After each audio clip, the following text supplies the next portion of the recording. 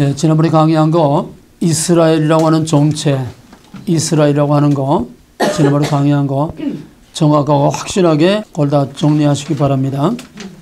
이스라엘이 뭐며 유태인이 뭐며 유대교가 뭐며 기독교가 뭔가 뭐가 다르며 뭐가 든가 또 이스라엘의 본질이 뭐냐 참 이스라엘이란 뭐냐 형태는 뭐고 본질은 뭐냐 그걸 정확하게 여러분들이 완전히 자기 것으로 다 이해하시기 바랍니다. 그 다음에 지난번에 본질과 형태 중에서 조금 더 보충을 하겠습니다. 성경 해석의 원리에서 성경 해석의 원리 다 같이 시작. 전제, 본질과 형태, 계시의 전진성, 원리의 반복성, 직선적 역사관, 다중적 해석, 역사적 지평. 해석의 원리에서 다중적 해석 그리고 오늘 직선적 역사관 이 마무리를 하겠습니다. 직선적 역사관이란 뭐냐? 직선적 역사관하고 또 뭐가 있어? 역사관. 순환론적 역사관. 어? 순환론적 역사관. 순환론적 역사관.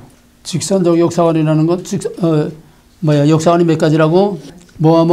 직선적 역사관, 순환론적 역사관. 순환론적 역사관은 뭐? 돌아서. 순환론적 역사관은 뭐? 현장이 요즘 옛날처럼 공부를 안 해. 내가 한번 잡으려고 그러는데 지금도 벼르고 있어. 순환이요, 순환. 옛날에 대답 맡아놓고 하더니 요즘은 순깡통이 그냥 느긋해가지고. 순환론적 역사관이란 뭐지? 돌고 도는 거. 돌아서 제자리. 돌고 도는 건 뭘 말해? 윤회. 어? 윤회. 순환론적. 돌고 돈다는 건 뭘 말해? 처음과 끝이 없는 것. 처음과 끝이 없는 것. 그걸 알아야 돼. 돌고 도는 게 중요한 게 아니고 시작과 끝이 없다는 거야. 어? 너도 여태 공부를 안 해. 좀 꽤만 부리고. 공부 좀 해. 요즘 기훈이가 조금 열심히 하는 것 같은데 이제 앞으로 기훈이가 대답 맡아놓고 해야 돼. 어? 꾸준히 해. 여기 점점 더 꾀돌이 나가지고 좀. 순환론적 역사관이 뭐가 중요해? 처음과 끝이 없어. 처음과 끝이 없어. 시작과 끝이 없다는 거야. 시작과 끝이 없어. 추나투동, 연자방아, 물레방아, 생로병사 돌고 도는 거야. 거기서 뭐가 나와? 윤회설이 거기서 나오는 거야. 생로병사 아니라 사람이 죽고 끝나는 게 아니라 나서 살다가 죽으면은 그 다음에 또 다른 곳으로 또 태어나 또 다른 곳으로 태어나 돌고 도는 거야. 거기서 나오는 인생관이 뭐요? 순환론적 역사관에서 나오는 인생관이 뭐? 이래서는 내가 말한 거 인생관이 아니지 그거는. 운명론적 운명론. 전생. 숙명. 원주리도 옛날 같질 않아 요즘.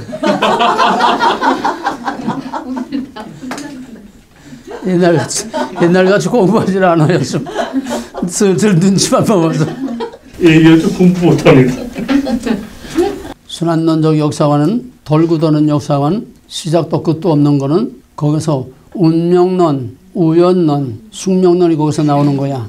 직선적 역사관이란 뭐예요 그러면? 시작과 끝이 있어요. 시작과 끝이 있어요. 시작과 끝이 있다는 거야. 그냥 시작과 끝이 있는 게 아니라 직선적 역사관은 마지막 끝에 목표를 가지고 시작하는 거야. 목표 없이 그냥 우연히 시작돼서 그냥 끝나는 게 아니라 우연히 시작돼서 우연히 끝나는 게 아니라 확실한 목표가 있어서 시작을 하는 거야. 그러면은 그 역사는 계속 그 목표를 향해서 계속 나가는 거지. 비록 이렇게 굴곡이 있어도 가는 길이 직선이 아니고 굴곡이 있어서 왔다 갔다 해도 그 목표를 향해서 간다는 거야. 이스라엘 백성이 애굽에서 나올 때에 나와서 가데스 바네아로 직행해서 직선으로 갔어. 거기서 우린 못 들어간다. 그럼 할 수 없다. 너희가 못 간다 하니까 40년 동안 광야 빙빙 돌아라. 광야를 빙빙 돌고 동으로 갔다 서로 갔다 남으로 갔다 북으로 갔다 왔다 갔다 했지만은 그들은 굴곡이 아무리 많았지만은 애굽에서 나올 때부터 그들의 목표는 약속의 땅이라고 하는 그 목표를 향해서 빙글빙글 돌아간 거지 우연히 그냥 왔다 갔다 돌아다니는 게 아니라는 거야. 우리가 신앙의 목표가 있어. 신앙의 목표가 우리가 믿는다는 거는 하나님을 마저 영접하는 거. 예수 믿고 하나님을 영접하는 시작이야. 배에서 나오는 게 아니라 하나님과 나와의 관계가 시작되는 거 시작이야. 그 시작에서부터 우리는 주님을 만나는, 하나님 만나는, 새하늘과 새 땅에서 하나님 만나는 그 목표를 향해서, 그 목표를 위해서, 그 목표 때문에 출발을 한 거야. 시작을 한 거야. 출애굽, 엑소더스 한 거야. 우리가 믿는 순간 엑소더스야.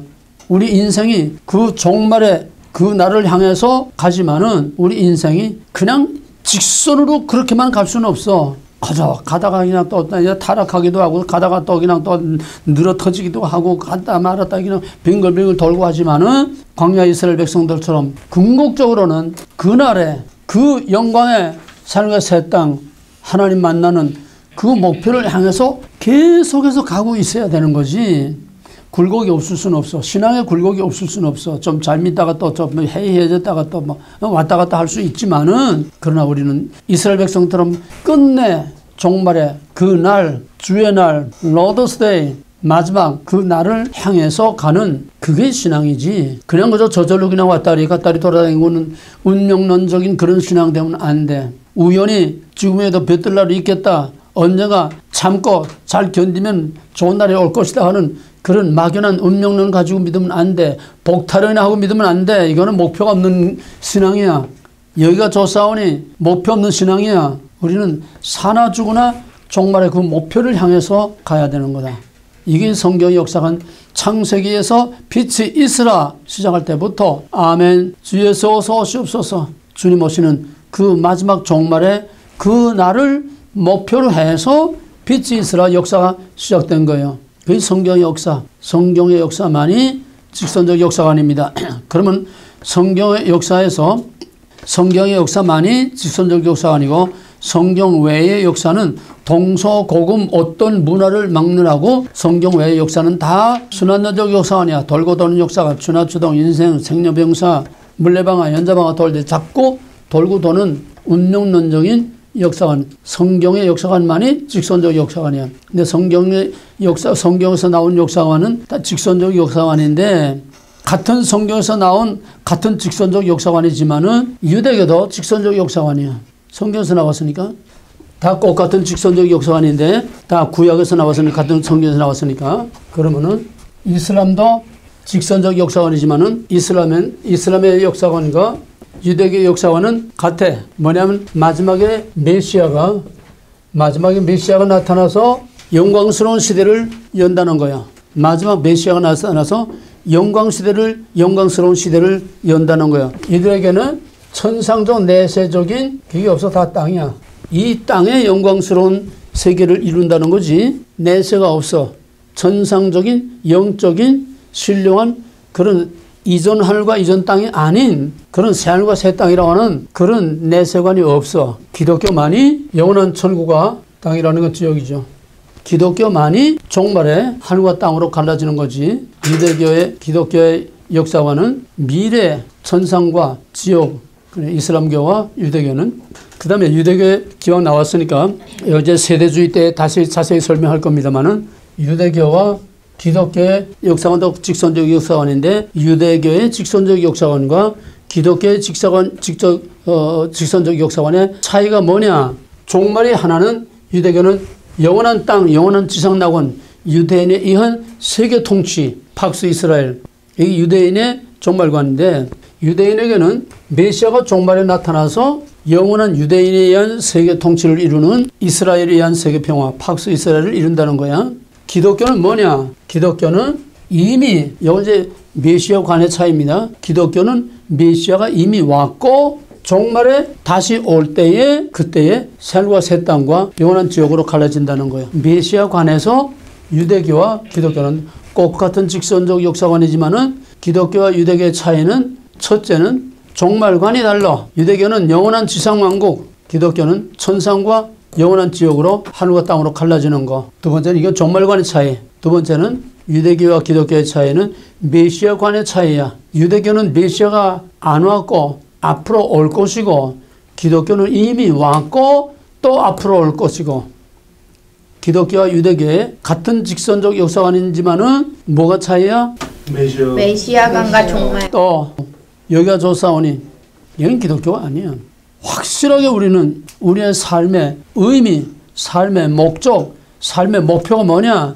여기가 아니라 저기야. 이 땅이 아니라 새하늘과 새 땅, 있다가 없어지는 게 아니라 영원히 없어지지 않은 그 새하늘과 새 땅, 그걸 바라보고 그 목표를 향해서 가는 신앙만이 진짜 신앙이지, 이런 확실한 종말관이 없는, 거기다가 목표와 포커스를 맞추지 않는, 아까 말한 것처럼 아담아 내가 어디에 있었느냐, 아담은 인간이야, 너희들의 이름이야, 대명사야, 그때 내가 여기에 있었습니다 말할 수 있도록 하나님 앞에 설 그날을 목표를 향해서 살아가는 거야. 그날에 할 말이 있고 대답할 거 있게 위해서 살라는 거야. 이게 크리스천의 삶이요, 이게 신앙이야. 오늘날 교회와 신앙은 방향 감각이 없어. 어디로 가는데 돛대도 삿대도 없이 잘도 간다고 그냥 흘러가는 대로 흘러가고, 세상 흘러가는 대로 흘러가고, 그냥 어제 여기가 조사하는 웰빙 복탄을 하고 앉아있고, 좋다 싫다 그러 해피 이것만 찾고 앉아있고, 이건 교회도 크리스찬도 신앙도 이건 성경도 아니야. 성경은 빛이 이스라엘부터 아멘 주여서 어서 오시옵소서, 정말 그날을 향해서 확실한 목표를 가지고 시작해서, 우연히 시작한 게 아니야. 확실한 목표를 가지고 이것 때문에 빛이 있으라, 이것 때문에 인간을 창조하고, 이것 때문에 만물을 창조하고, 종말의 그날을 위해서.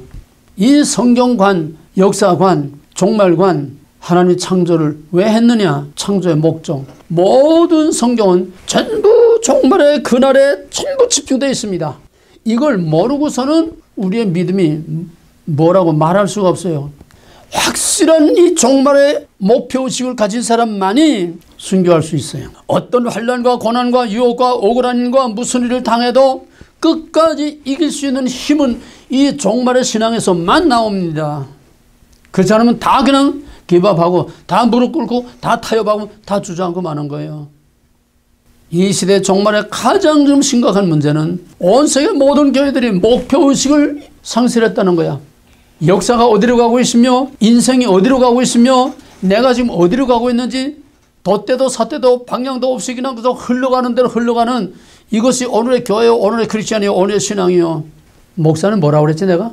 포인터. 응? 포인터. 목사는 포인터야. 확실한 포인트를 지성해주고, 그 포인트에 전부 다 사람들의 목표를 거기다 초점에 맞출 수 있도록 포인팅 해주는 것이 목사야. 포인트 하는 건 뭔게라고 그래?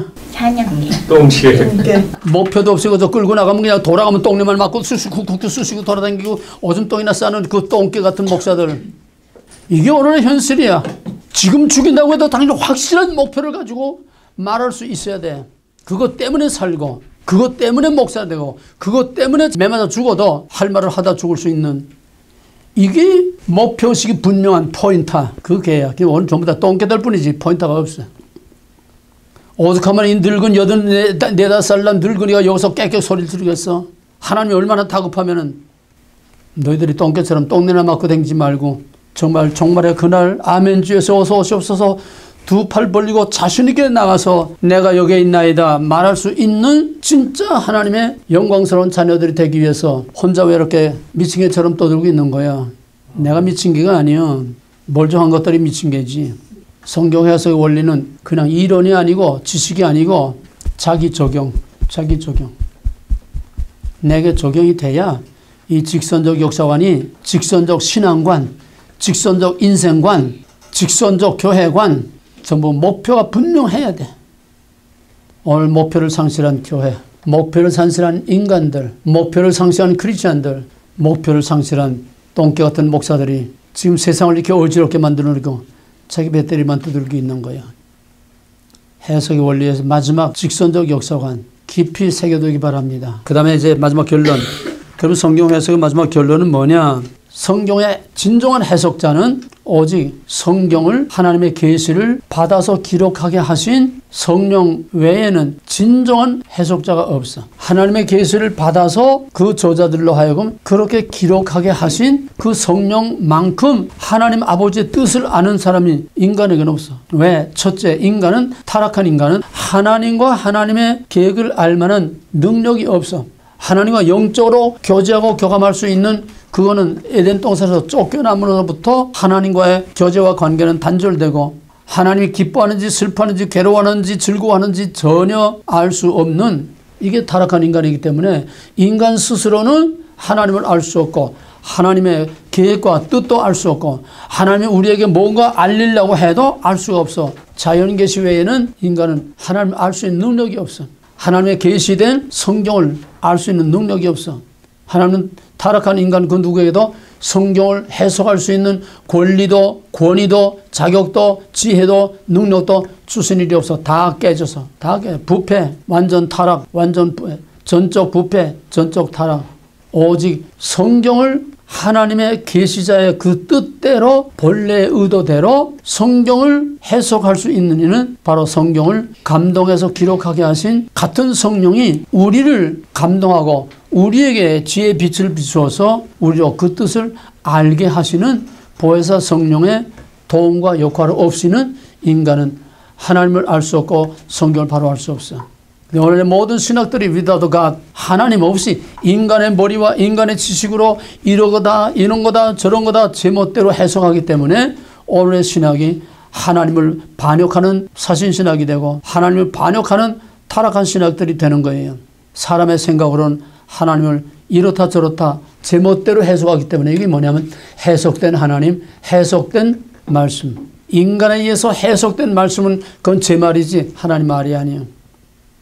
설교들 보면 성경 읽어놓고 성경 본문과는 전혀 상관없는 그거를 자기 멋대로 해석해서 자기 생각, 자기 기분, 자기 지식 이걸 그냥 펼쳐나가는 거야. 사람들 기분만 좋게 해주고 좋게 말하면 장사꾼이고 나쁘게 말하면 사기꾼들이야. 하나님의 뜻을 알 수 없어. 무릎이 닳도록 엎드려 기도하고 피와 기름을 다 말리며 금식하며 하나님 앞에 엎드려서 하나님의 뜻이 무엇인지를 성령의 비춤을 받아서 그걸 깨달아 알아야 돼. 그럼 우리가 성경을 어떻게 아느냐? 첫째는 성령 외에는 진정한 해석자가 없다. 따라서 우리는 그 성령의 비춤과 도우심을 받지 못하고는 하나님의 계시를 올바로 이해할 수 없다. 마태복음 11장 27절에서 아버지와 아들의 뜻대로 계시를 받은 자 외에는 아버지와 아들을 아는 자가 없고 인간이 자기 마음대로 이렇다 저렇다 해석해 놓은 거 그거는 하나님 말씀이 아니야. 하나님이 이다라고 하는 것을 바로 성령께서 그거를 깨달을 수 있도록 비춰주고 조명, 계시와 영감, 조명 다 공부한 거예요. 성령이 그걸 비춰주셔야 되는데 요즘 인간의 지식이 너무나 발달하고 인간의 지식이 너무나 오만해가지고 하나님 필요 없이 인간이 전부 다 모든 걸 해석하고 모든 걸 결론을 다 내버리고 인간이 끝내버려. 이미 하나님은 거기 없어. 진정한 성경 해석자는 오직 성령뿐이다. 요한복음 10장에서는 성령은 진리의 영이라고 그랬어. 성령은 진리의 영이라고 그랬어. 그가 와서 나를 증거하겠다고 그랬어. 진정한 하나님의 증거는 성령밖에 없어요. 그럼 우리가 성령의 도우심을 어떻게 받느냐? 두 번째로는 항상 겸손함으로 하나님 앞에 두려움과 떨림으로 엎드려서 겸손함으로 기도와 겸손으로 성령의 도우심을 구해야 돼. 성령의 도우심을 구해야 돼. 신학 공부 많이 했다고 성경 해석 제대로 하는 게 아니야. 오히려 인간의 지식, 인간의 연구, 인간의 신학이 너무 발달했기 때문에 그 신학이 반신학이 된 거야. 하나님 반역하는 신학이 자꾸 된 거야. 인본주의 신학. 그건 뭐냐? 해석된 하나님, 해석된 말씀은 You are. 당신은 이런 하나님입니다. 당신은 이런 신입니다. 인간이 해석해 놓은 하나님은 하나님이 아니라 인간이 만들어 놓은 하나님, 우상이야. 오직 하나님이 I am, 나는 이다라고 계시하신 그걸 그대로 You are라고 우리가 받아들이고 복창할 수 있을 때에만 진정한 하나님의 뜻이 거기에 드러나는 거예요. 그래서 첫째는 성경 해석자는 하나님밖에 없다. 두 번째는 그 성령의 도우심을 받기 위해서 겸손과 기도로서 성령의 도우심을 받아야 된다. 근데 문제는 성령이 문제야. 성령이 문제야. 왜? 성령은 보이질 않아. 만져지질 않아. 문자적으로 어떻게 설명이 되질 않아. 성령은 영이기 때문에 이 영이 문제야. 애매모호하기 하니까. 그래서 제멋대로 성령의 감동을 받았다고 제멋대로 해석하는 소위 영해라고 하는 거. 영해. 영적인 해석이라고 하는 거. 알레고리. 제멋대로 해석하는 거. 이게 문제야. 성령이 감동을 하고 성령이 빛을 비춰줘서 가는 깜깜한 밤중에 어디가 뭐가 있는지 몰라. 후라시를 들고 들어와서 이렇게 비치면은 어디가 뭐 있는지 나타나지 않아? 이게 성령의 비춤이야. 많은 말씀들 깜깜해. 거기서 그때 그 상황 그 자리에서 그 말씀을 성령의 후라시불을 비춰주듯이 비춰주면 아 이게 그거구나 그렇게 알게 된다는 거예요. 그러나 그 성령의 비춤이라는 게 영적인 문제이기 때문에 너무 애매모호하기 때문에 이 성령이라는 게 어떤 때는 사탄이 성령으로 둔갑하기도 하고 내 생각이 성령으로 둔갑하기도 하고 사탄의 생각인지 성령의 생각인지 내 생각인지 영들을 분별하는 게 어려워. 영은 어떻게 분별한다고 그랬어? 영은 어떻게 분별해? 성령과 말씀과 성령. 영은 영으로 분별해야지만은 그 자체가 애매모호하기 때문에 영은 말씀과 성령으로 같이 말씀과 성령은 하나야. 말씀은 곧 말씀이 육신인데 우리 가운데 오신 그 성자 그가 육신으로는 승천했으나 우리에게는 그냥 말씀으로 남아있기 때문에 말씀도 하나님이요 성령도 하나님이야. 성경 책이 하나님이 아니에요. 그렇게 우상이야.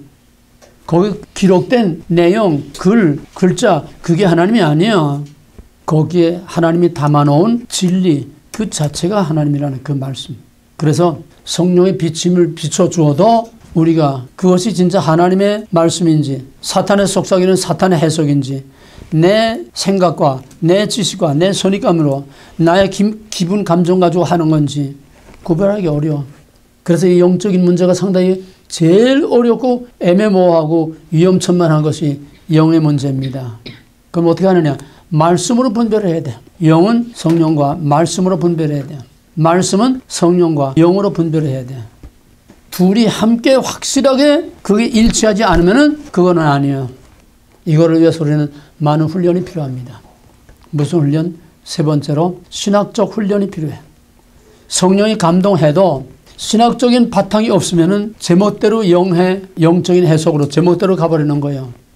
이게 성령 받았다고 하는 사람들의 함정입니다.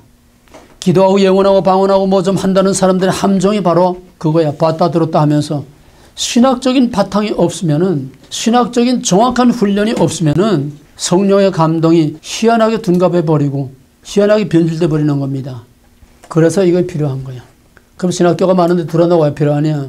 신학교는 교리적인 뼈대, 기본적인 이런 뼈대는 않겠지만은 형태상의 이론적인 이런 훈련을 하지만은 이런 내적인 본질적인 이런 훈련을 신학교에서 못해.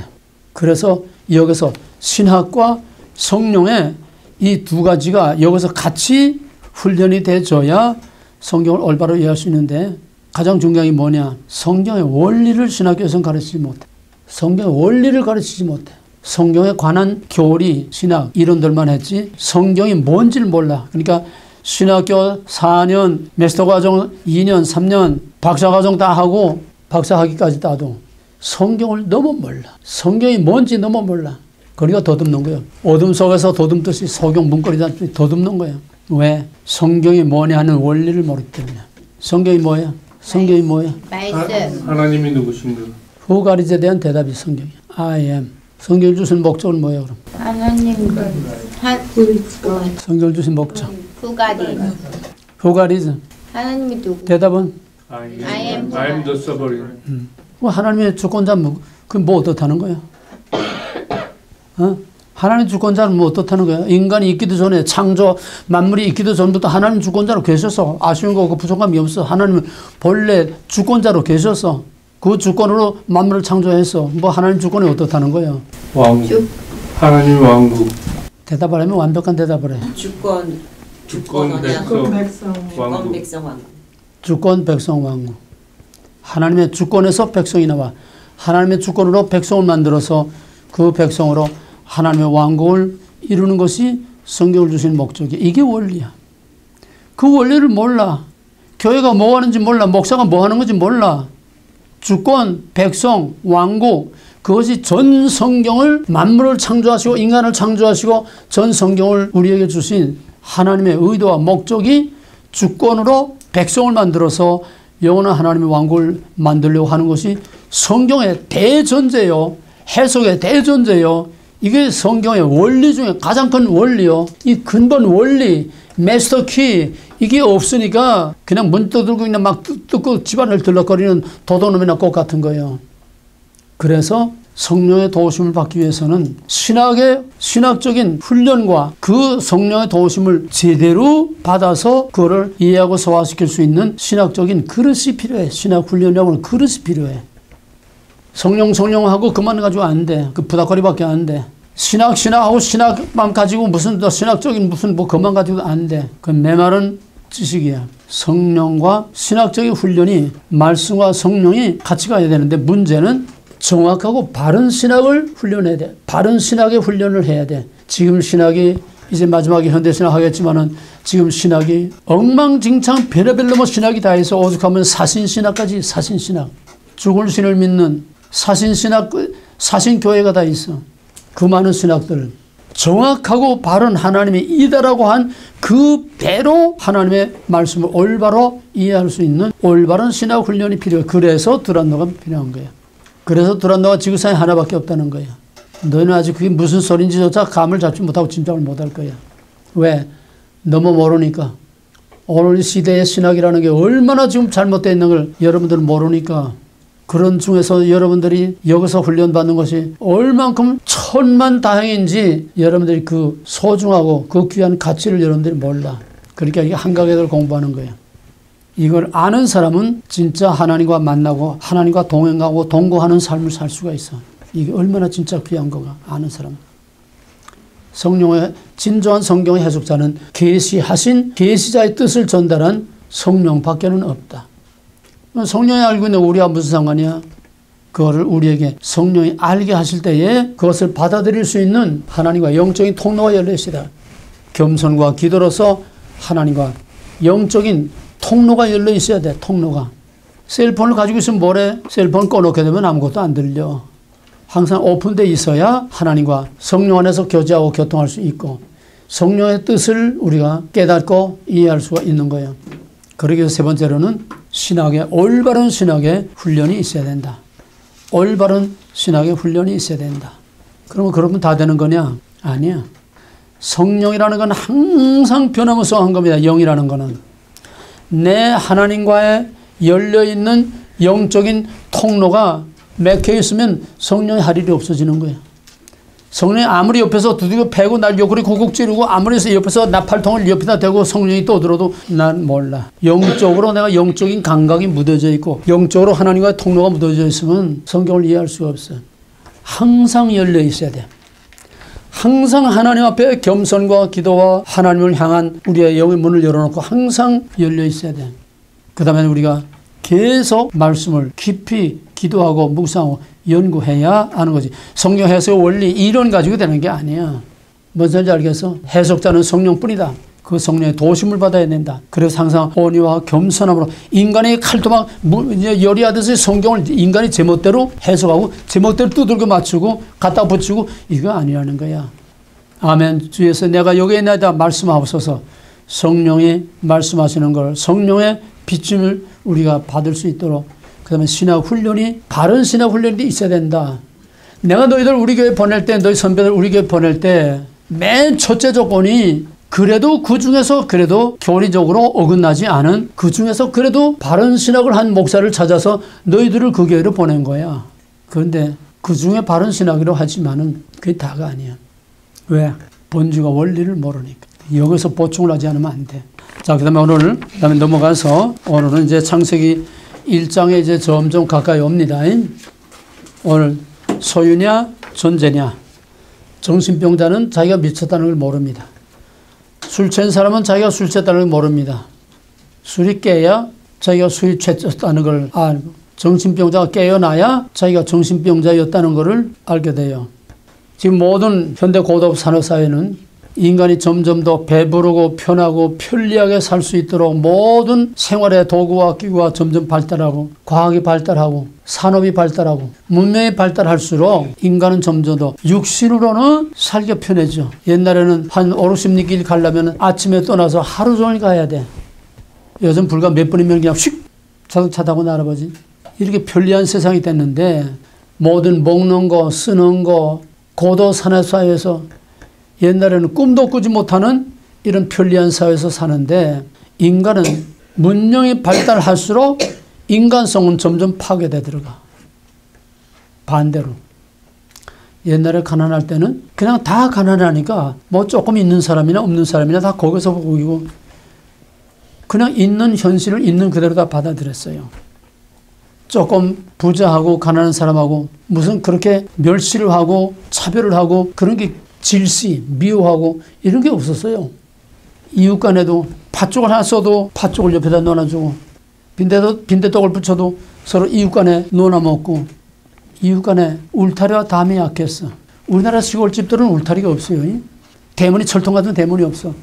근데 우리나라가 80년대 들어오면서 경제가 부흥되고 부자들이 많이 생기니까 소위 이천동에는 도둑촌이라는 이름이 붙은 도둑촌. 그때 뭐 언론에도 뭐 굉장히 많이 떠들고 그랬어요. 도둑촌. 왜 도둑촌이냐. 도둑놈 들어올까봐 그 담을 그냥 얼마나 높은 담을 쌓는지 그러고는 철조망도를 막 하고 그 담 위에 막 유리를 꽂고 그냥 그래 놓고 거기에 또 쇠바 떠들고 말만한 쇠바 떠들 몇 마리씩 놓고 없으면은 가난할 때는 어려울 때는 서로 형제처럼 이웃 간에 사람들의 마음에 벽이 없게 지냈는데 점점 가지게 되니까 점점 사람들 사이에 벽이 높아지고 사람들 사이에 인간관계가 없어지고 끊어지고 점점 더 질시, 미워해.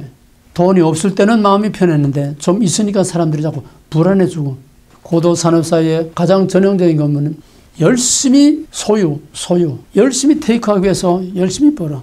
누가 좀 더 좋은 차를 사느냐, 누가 좀 더 좋은 집에 사느냐. 옛날에는 가난할 때 그런 게 없었어요. 그런 극심한 경쟁심에서 오는 좌절감에서 오는 또 증오, 미움 이런 게 없었어요. 사람들 사이에 참 평화롭게 살았는데 경제가 발달하고 돈들이 많아지고 배가 불러지니까 서로 적이 생겨. 저놈이 사기꾼 아니야? 저놈이 날 사기쳐서 내 돈 다 뜯어먹으려고 하는 거 아니야? 사람들을 믿지를 못해. 불신, 시기, 질투, 경쟁심, 거기서 오는 상대적인 박탈감, 상대적인 그런 피해의식, 이것이 사회를 점점 더 사람들을 머리를 복잡하게 만들고 정신적으로 하고 병들게 만들고. 내 한번 서울에서 이제 양지 우리 그 총신제 대학원 캠퍼스를 이제 그 경부고속도로를 내려가는데 어떤 차가 뒤에서 그냥 클락션을 누르고 헤드라이트 반짝반짝 하면서 그냥 막 그냥 날 일로 왔다 저로 왔다 하면서 뒤에서 그냥 막 그렇게 발광해. 그러니까 했더니 내가 그 경부선으로 2차선이니까 조금 빨리 가려면 추월선으로 해서 추월하는 거 당연한 거 아니야? 그러니까 내가 왜 내 차를 추월했느냐 이거야. 박탈감을 당하는 거야. 경쟁의식에서 박탈감을 당해. 내가 감히 내 차를 왜 앞질러 가서 추월해 갔느냐 이거야.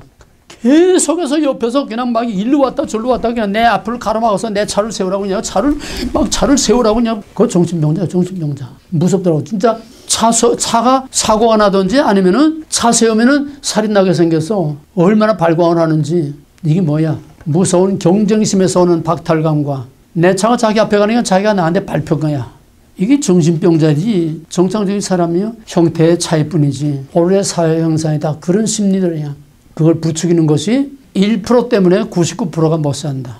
무슨 말이냐. 고도 산업사회 인류의 산업과 생산과 문명이 발달할수록 다 살기가 편해지고도 풍요롭고도 배불러지는데 왜 인간의 정신은 점점 더 파괴되고 인간관계는 점점 더 파괴되고 왜 사회와 세상이 점점 더 악해지고 범죄와 온갖 사회악이 왜 점점 더 많아지느냐 이거야. 중국 사람들이 가난할 때는 그렇게 요란스러운 범죄 사건이 없었어요. 경제 개발이 되고 산업화되고 발달하고 돈이 많아지니까 무서운 세상이 되는 거야. 도덕적 타락은 말할 거 없고 산 사람을 내장을 그냥 산채로 들판에 끌고 나가서 그냥 배 째고 콩밥 빼가지고 팔아먹고. 네, 끔찍한 얘기는 안 하겠어요. 우리나라에 한때 해결되지 않는 살인사건이 많이 났었습니다. 그때 뭐 조선족이 한국에서 사람을 내장을 파내가지고 사람을 오징어 깻짝 냉동시켜가지고 그래가지고 중국으로 수출해서 먹던 놈이 돈이 많아지고 배가 불러지고 또 편해지니까 점점 더 사람들이 약해져. 왜 세상이 이렇게 되느냐. 여기 이제 에리키 프롬이라는 사람이, 이 사람은 프로이드 학파의 가장 대표적인 거장인데, 프로이드는 뭐냐. 프로이드는 인간이라는 것이 모태에서부터 태어나서 적어도 5살, 6살까지의 자라는 그 과정에서 받은 어떤 영향력이 평생을 그 사람의 행복과 불행과 그 사람의 모든 의식구조를, 정서를 결정하고 좌우한다는 거예요. 이 프로이드의 정신과 분석학의 기초입니다. 내적인 보이지 않는 속에 숨어있는 자아이드라고 하는 거. 그건 개인의 문제예요. 프로이드는 개인의 정신분석입니다. 바로 이 프로이드 학파의 거장인 에리키 프롬이라는 심리학자는 그거를 사회에 적용시켰어. 왜 산업사회가 전부 살기 좋고 풍요롭고 배부르고 평화고 경제가 발달할수록 왜 세상은 점점 인간성이 파괴되고 서로 물고 뜯고 서로 죽이고 서로 범죄하고 왜 세상이 점점 더 이렇게 되느냐. 거기서 나온 에리키 프롬의 대답은 소유냐 존재냐. 유명한 이렇게 두꺼운 에리키 프롬의 대표적인 저작입니다. 책. 소유냐 존재냐. 나는 이거를 성경적으로 재해석해서 사람이 산다는 게 소유에 의해서 사느냐 존재에 의해서 사느냐. 오늘 이거 다 못하겠어요. 조금 시작만 하다 하지 말겠는데 시작만 조금 하다 보면은 뭐냐 하면은 에리키 프롬이 본 거는 오늘 고도 산업사회가 가난한 미개 국가보다도 더 많은 범죄 사건, 자살 사건, 정신병자, 알코올 중독 이런 모든 것들이 왜 이렇게 많아지느냐. 그거를 소유의 개념으로 살기 때문에 그렇다. 여기 첫째 에리키 프롬의 진단입니다. 소유. 일하는 것이 소유를 위해서 일하.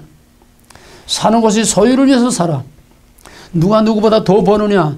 누가 누구보다 더 좋은 차를 타느냐. 누가 누구보다 더 좋은 집에 사느냐. 누가 누구보다 더 높은 지위에 있느냐. 누가 누구를 지배하느냐. 전부 소유. 정신적인 무용의 소유. 또 물질적인 유용의 소유. 소유에 의해서 소유의 개념에 의해서 인생을 살기 때문에 서로 물고 뜯고 죽이고 모든 중증한 범죄 사건, 정신병, 알코올 중독, 자살, 마약 그가 본 거는 소유 때문에 이렇게 된다는 거예요. 없던 사람 좀 가지게 되면 적이 생겨. 저놈이 날 등쳐먹으려고 하지 않나. 사기쳐먹으려고 하지 않나. 이 돈이 어떻게 또 날아가지 않나.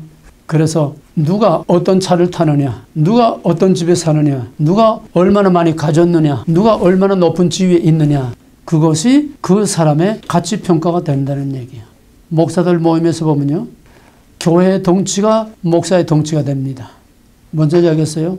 교회가 크면 어디 가서 목에 힘이 들어가고 힘을 안 넣어도 그 사람 한마디 하면은 그게 파워풀하게 몇 개 들어가는 거예요. 비리비리한 한 20명 놓고 겨우 벨벨거리고 밥이나 겨우 먹는 개척교회 목사들 어디 가서 깨끗거려봐야 말이 맥히지도 않아. 얼마나 가졌느냐. 교회의 덩치가 그 목사의 인격이 되는 거예요. 우리 의식 속에는 이런 의식이 무의식 속에 꽉 차 있습니다. 왜? 그런 사회에서 살고 있기 때문에. 특히 한국 사람들은 유난히 심해요. 경쟁의식과 소유에 대한 이게 유난히 심한 거예요. 그래서 에리키 프롬이 이 얘기를 소유를 위해서 사는 사회는 산업사회와 반대로 인간 사회가 점점 파멸된다. 그럼 어떻게 살아야 되느냐. 소유에 의한 삶을 살지 말고 소유를 위한 삶을 살지 말고 소유에 만족하는 삶을 살지 말고 소유를 가지고 경쟁하는 삶을 살지 말고 소유로부터 자유하라는 거예요. 소유로부터 자유하라는 거예요. 그래서 내가 많은 가진 것으로 자기 인생의 가치를, 자기 인생의 기쁨을 거기서 얻지 말고 내가 어떤 존재로 사느냐. 내적인 자기 충실, 내적인 자기 충실. 뭔 소리인지 알겠어요? 속은 텅 비고 껍데기만 가지고 있어봐야 그 사람에게는 평안이 없고 그 사람에게는 안식이 없어. 미움, 증오, 불안, 염려, 걱정, 항상 긴장 상태에서 정신병자 같은 이 지구상에서 제일 사회보장이 잘 돼 있고 제일 잘 사는 데가 스칸디나비아 반도였습니다. 노르웨이, 스웨덴, 덴마크. 세계에서 자살률이 제일 높은 데가 스칸디나비아 반도였습니다. 자살이 얼마나 사회 문제가 되느냐. 자살자가 세계에서 제일 많으니까 제일 복지가 잘 되고 살기 좋은데 자살률이 세계에서 제일 높아. 그러니까 노르웨이 의회에서 국회에서 이렇게 자살하는 사람이 많으면은 끔찍하게 그렇게 고통스럽게 죽지 않도록 안락사를 시키는 자살센터를 국회에서 통과할 정도로 그렇게 자살 문제가 사회 문제가 됐었습니다. 국회에서 자살센터를 만들어서 기왕 죽는 거 해피하게 가게 하자. 그런데 그 옛날 얘기예요. 80년대 후반 90년대로 들어오면서 세계의 자살률 증가가 제일 빠른 게 한국.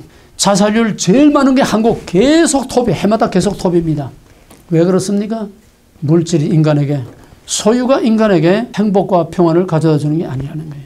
소유가 많으면 많을수록 점점 더 불안이 쌓이고 정신적인 질환이 더 심각해진다는 얘기예요.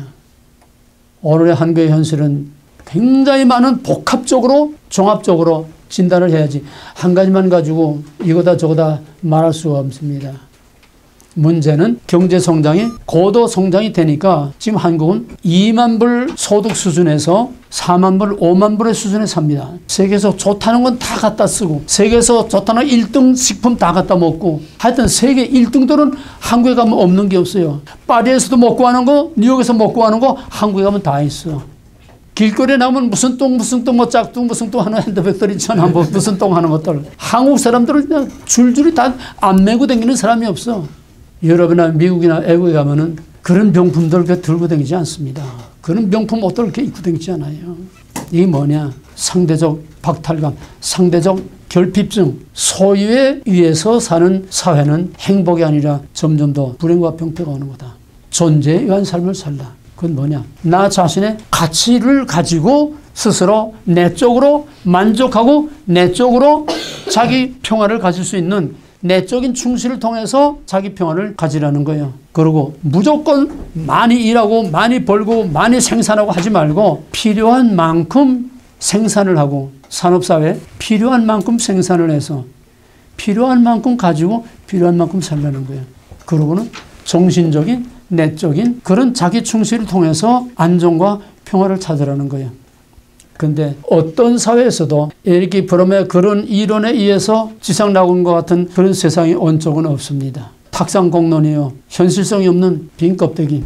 그럼 뭐냐? 이 소유에 대해서 모든 불행이 소유라고 하는 여기서 오는 거라. 에릭 프롬이. 그 다음에는 소유의 문제가 두 번째는 뭐냐면 불교. 불교에서는 무소유의 삶을 살라는 겁니다. 소위 출가. 집을 떠나서 모든 걸 세살 속세를 떠나서 산속에 들어가서 무소유의 삶을 살라는 거예요. 다 비우고 살라는 거예요. 이 불교의 특징이 뭐냐면은 불교의 특징이 공은 공, 하늘, 공. 그 다음에 이 공이라는 게 통 비었다는 거예요. 공이라는 게 비었다는 거야. 또 무. 아무것도 없다는 통 비었다는 거야. 내가 무슨 말을 지금 하고 있지? 주제가 뭐지? 소유야. 소유에 대해 얘기하는 거야. 아무것도 없고 다 비우고 속도 비우고 마음도 비우고 욕심도 버리고 다 버리고 비우고 아무것도 없는 상태. 목탁이 속이 통 비었어. 뻥뻥뻥뻥뻥뻥. 이게 공이야. 그리고 불교의 가르침이라는 건 비유라는 거야. 궁극적으로는 무가 무아지경까지 가면은 무아지경을 해탈해서 열반의 경지까지 들어간다는 거야. 다 비우고.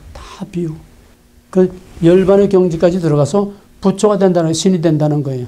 불교의 원리는 비우는 겁니다. 아무것도 없이 비우는 겁니다. 그래서 모든 것을 다 해탈하고 벗어나서 열반의 경지에 들어가서 신이 된다는 게 불교의 가르침입니다.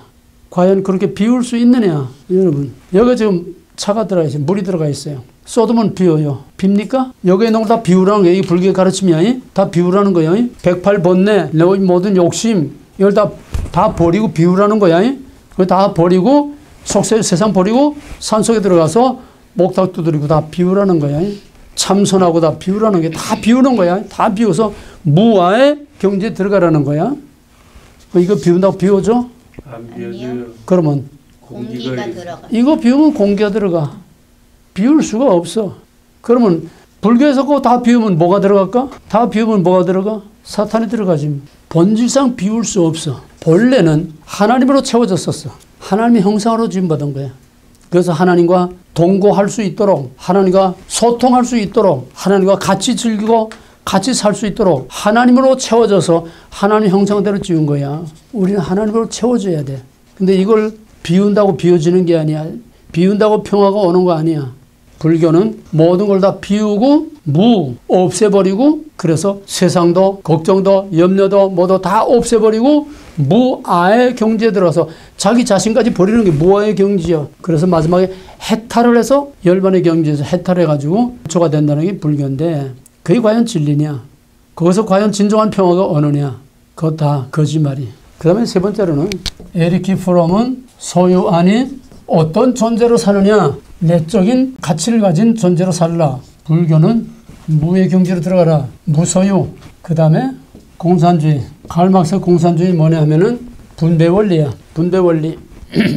요즘 한국에서 문재인이가 소득 주도 경제, 소득 주도 경제. 지금 모든 경제 정책이 소득 분배 정책으로 지금 나가고 있어요. 이게 뭐냐면 사회주의 경제 제도입니다. 그러니까 뭐냐, 재벌을 위한 경제 구조가 아니라 재벌을 위한 부익부 빈익빈. 너희들은 죽도록 일해봐야 지방평 뭐래는 못해. 왜?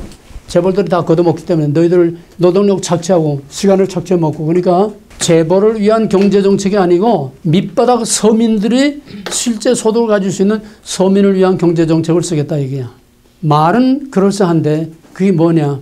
재벌과 산업체다가 이게 잘 돼야 밑에 사람들이 거기서 벌어먹고 살 수 있어. 재벌을 다 해체시키고 분해시키면은 나중에는 빌깡통 차는 거야, 북한처럼. 그렇잖아? 이게 소위 사람이라는, 문재인이 말하는 사람이라는 거는 인민을 말하는 겁니다. 이게 공산주의 사회주의 경제체제예요. 그건 뭐냐? 분배 원리입니다. 공산주의 원리는 분배 원리야. 공산, 꽃가지라고 꽃같이 나눠 먹자. 꽃같이 살자는 거예요. 얼마나 좋아요? 그런데 공산주의 국가들이 왜 다 망했느냐? 일을 많이 한 사람이나 적게 한 사람이나 열심히 한 사람이나 땡땡이 부리고 시간만 뗀 사람이나 결국 배급 타먹고 사는 건 마찬가지. 꽃까지 가난한 건 마찬가지야. 가난으로 평준화됐기 때문에 생산성은 안 올라가고 다 꽃같이 나눠 먹으니까 게을러져 가지고 일은 하지 않고 시간만 땜질하고 편하게 이지. 그러니까 생산성이 안 올라가니까 공산주의 경제는 전 세계 어느 나라 다 무너지고 망한 겁니다. 입에 침 발린 그 약삭 바른 이론 거기에 취해서 결국 세계 모든 공산국가 다 망했어. 분배 원리입니다. 공산주의라는 건 분배. 꽃같이 나눠 먹자는 거예요. 그 사회가 얼마나 가느냐. 기껏 가봐야 70년 만에 달들통이 났어. 공산주의로 성공한 나라가 단 한 나라도 없어요. 이 칼막스 이론으로 성공한 나라가 정말 경제 부흥을 일으키고 배부르고 편하게 고도 성장을 가지고 이런 나라가 하나도 없어. 그러니까 등소평이가 몇 번이나 죽을 고비를 넘기면서 마지막에 흐린타고가 죽으니까 그 다음에 등소평이가 일어나가지고 모기 몇 마리 들어오는 것 때문에 창문을 닫아놓을 수는 없다. 오픈해라. 공산주의하고 자본주의 하나 될 수가 없어요. 물하고 기름인데. 그러니까 정치는 공산주의, 경제는 자본주의. 참 있을 수 없는 기발한 아이디어로 지금 사회주의와 자본주의가 같이 병행돼 나가면서 그나마 중국이 공산국가지만은 잘 사는 건 자본주의 때문에 잘 사는, 공산주의 때문에 사는 건 아니야. 이걸 풀어주니까 time is money. 일하는 것만큼 자기의 소득이 돌아가니까 경제가 확 살아나는 거예요. 김정일 때에 300만이 굶어 죽는데 그때는 객소리 못하고 그래서 아버지 수령께서 그러면 우리는 그냥 죽는 거다 그랬는데 그 다음에 김정일 때 후반에 오니까 틀려져. 이제는 이렇게 가만 앉아 죽을 수는 없다. 왜? 중국으로 또 공중으로 삐라로 자꾸 자유의 정신이 들어가니까 자꾸 중국의 이 자본주의 정신이 들어가니까 우리가 이러고 있을 수는 없다. 앉아서 죽을 수는 없다. 그러니까 시장이 형성된 겁니다. 시장이 형성되니까 산에서 풀을 뜯어다가 갖다 놓고 하나라도 하여튼 거기서 주고받고 하는 관계 속에서 경제라고 하는 이게 생기면서 굶어 죽지는 않고 살아 버틸 방법을 알았어.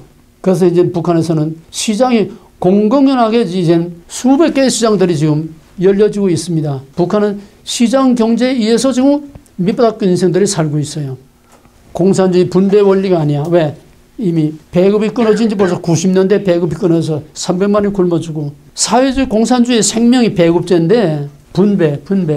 이게 무너지니까 자본주의가 들어가서 이제는 저희들이 팔고 사고 저희들이 먹고 사는 길을 알았으니까 당이 필요 없어. 왜? 당에서 먹여주던데 당에서 배급한 줄 안 먹여주니까 분배가 없어지니까 이제 분배가 아니라 우리가 스스로 벌어서 스스로 먹고 살아야 되는 법을 터득했기 때문에 당이 필요 없어. 고위 당 간부가 뭐라고 말해도 기술엔 야 이 새끼야 먹고 살아야 되잖아. 시장을 단속하려다 하면 그냥 멱살 잡고 야 이 새끼야 당에서 배급하는데 우리가 앉아서 굶어주고 체제가 이제는 유지될 수 없을 정도로 이제는 사회주의 체제가 다 흔들리고 무너지게 됩니다. 그러니까 그냥 막 죽이면서 공포 분위기로 지금까지 끌고 온 거예요.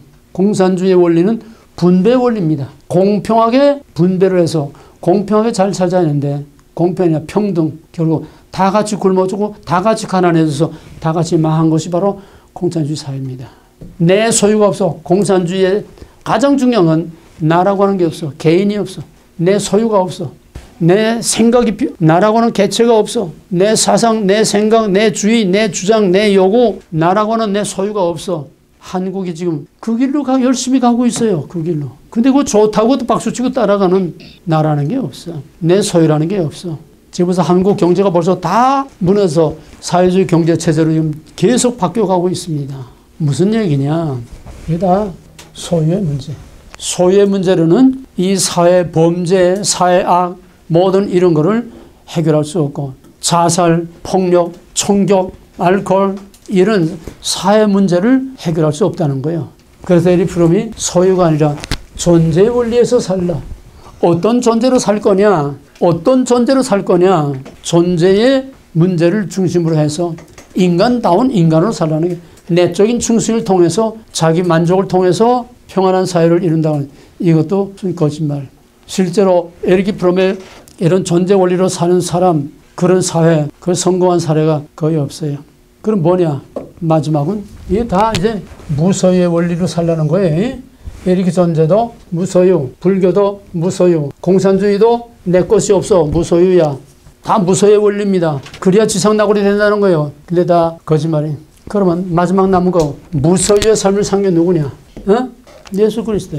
공중에 새도 머리 둘 곳이 있고 인자도 여우도 굴이 있건만은 인자는 머리 둘 곳이 없다. 예수는 뜨내기 홈레스였어. 예수의 12대들은 뜨내기 홈레스였어. 그를 따라가면 뭐 한몫 볼까 했는데 어림도 없는 얘기야. 나는 집도 절도 없어. 나는 잠자리도 없어. 나 따라봐야 별 볼일 없어. 예수님은 무소유의 삶을 살았습니다. 그러나 진정한 평화는 그에게 있었습니다. 그러면 여기 에릭 프롬이 말하는 이 존재, 무소유, 마치 아무것도 없는 것처럼 살고 불교, 칼막스, 공산주의 다 무소유의 원리로 살아야 사회가 평화롭고 안정된 사회가 된다고 하는데 다 거짓말이에요. 그럼 같은 무소유 예수님도 내 것이 없고 집주절도 없이 그냥 이렇게 살아라. 12제자 맡아보시면 12제자 내보내면서 전대를 찾지 돈주머니 찾지 말라는 거예요. 신발 2켤레 갖지 말고 너 쉬는 거로 만족하라는 거예요. 지팡이 갖지 말고 아무도 의지하지 말고 네이버에 하루하루 그날 하나님이 주시는 걸 먹고 살라는 거예요. 중국 선교 아버지라는 허든스 텔다가 그렇게 살았어. 자기는 조직적인 체계적인 고정적인 후원자를 절대로 받지 않았습니다. 왜? 그러면 하나님보다 그걸 의지하니까. 하나님도 거기서 돈 오는 걸 그거 기대하고 기다리니까 딱 끊고 네이버에 하루하루 그날 하나님이 주시는 대로 먹고 하나님이 주시는 대로 자고 이 허든 텔라의 선교 정신이었습니다. 그게 예수님의 삶의 방식이었어요. 그러나 이것도 잘못하게 되면 아주 위험천만하게 예수님은 그게 아니야. 예수님의 무소유의 삶. 산상수훈에서 겉옷을 달라면 속여도 꾸고자 하는 자에 물리치지 말고 어리를 가자면 심리를 가고 산상수훈도 무소유의 삶을 살려는 거예요. 그러면 불교의 무소유하고 예수의 무소유하고 뭐 공산주의 무소유하고 뭐가 다르네요? 예수는 프롬가토가 바이가 포갓 인간 만물의 주인이시요 모든 것의 소유주이신 하나님의 창조의 주권 모든 만물은 하나님의 것이요. 하나님 안에서 하나님을 위하여 하나님으로 말미암아 사는 삶이 근심, 불안, 염려, 걱정 없고 너희는 내일을 위하여 염려하지 말라. 공중의 새와 들의 까마귀를 먹여 입히시는 하나님, 너에게 있어야 할 것을 다 아시는 하나님, 무엇을 먹을까 무엇을 마실까 염려하지 말라. 이는 다 이방인들이 하는 것이요 너희는 오직 뭐라고 그랬어? 너희는 오직 그의 나라와 그의 의를 구하라. 하나님의 소유권을 인정하라. 이게 창세기 1장 1절이야. 하나님의 소유권을 인정하라. 너 자신도 하나님의 것이요 내가 가진 것도 하나님의 것이요 내 것은 없어. 무소유야. 철저히 말하면 우리는 하나님 안에서 내 소유가 없어. 내 생명도 내 것이 아니요 내 발가락 떼도 내 것이 아니요 내 머리털 하나 내 것이 아니요 내 머리털 하나 내가 나게 할 수 없고 마음대로 할 수 없어. 만물이 다 하나님의 것이요 하나님의 창조의 주권, 하나님의 소유의 주권을 인정하고 살면은 하나님이 그거를 다 대신 책임지고 광야의 백성들 먹이고 입히고 신명기 8장에서 너희가 광야에서 농사 짓지 않고 광야에서 옷을 만들지 않았어도 너희 옷이 헤어지지 않고 신발이 닳지 않고 광야 40년을 하나님께서 너희들이 다 먹이고 입히고 살게 하신 절대적인 하나님의 창조의 주권, 소유의 주권을 인정하고 프롬가토가 바이가 포갓 인간. 그러면은 만물이 하나님의 것이요 우리가 하나님의 것이요 그 하나님이 나의 하나님 되면은 전능하사 천지를 만드신 하나님 아버지를 내가 믿습니다. 그 만물의 소유주를 나의 아버지로 모시고 살면은 굶어 죽지 않는다는 거예요. 이게말로 진짜로 에릭 프롬도 공산주의도 칼막스도 불교도 누구도 해결하지 못한 석가모니 무소유의 삶이야. 응? 그 왕좌의 모든 걸 다 내버리고 출가했잖아. 다 무소유의 개념인데 무소유는 건 다 뭐냐면 하나님 없는 인간의 무소유는 결국 무로 끝나고 마는 거야. 아무것도 없어. 우리는 뭐냐? 하나님 안에서 하나님을 말미암아 하나님을 위하여 하나님의 것으로 하나님 안에서 내 것이라고 주장하지 말고 다 하나님에게서 프롬가 만물이 하나님으로 말미암아 왔고 나도 하나님으로 말미암아 왔고 하나님에 의해서 하나님을 위하여 하나님 안에서 사는 하나님 절대 주권 신앙 안에 있으면은 여호와는 나의 목자신 내가 부족함이 없으리로다. 여기에 진정한 평화가 있다는 게 오늘 여기까지만 하고 더 이상은 다음 시간에 더 계속하겠습니다.